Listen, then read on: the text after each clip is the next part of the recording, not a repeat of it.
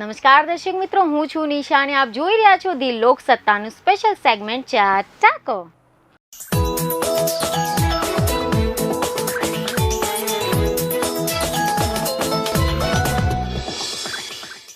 આજકાલ લોકોને ભૂખ લાગે એટલે તરત જ યાદ આવે સેન્ડવિચ. પણ એનાથી વધતા વજનના કારણે આપણે મન મારીને બેસી જવું પડતું હોય છે. પરંતુ એવું શું કરીએ કે આપણે સેન્ડવિચ પણ ખાઈએ ને આપણું વજન પણ ન વધે? તો બહુ વિચારવાની જરૂર નથી. અમે તમારા માટે લઈને આવ્યા છીએ બ્રેડ વિનાની હેલ્ધી સેન્ડવિચ. છે ને એકદમ મજેદાર ને હેલ્ધી ઓપ્શન. તો ચાલો ફટાફટ સામગ્રી નોટ કરી લો.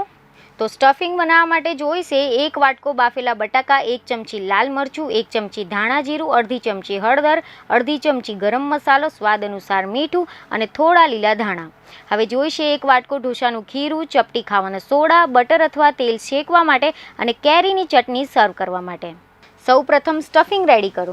જેના માટે 1 વાટકો બાફેલા બટાકા લો. હવે તેને મસળી લો.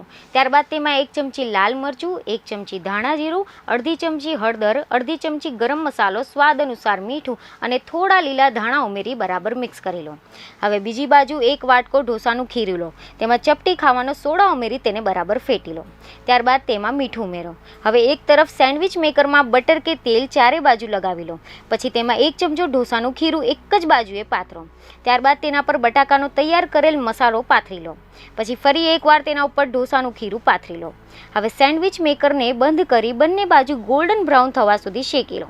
અને હવે ગરમ ગરમ સેન્ડવિચને મસ્ત મજાની કેરીની ચટણી જોડે સર્વ કરો.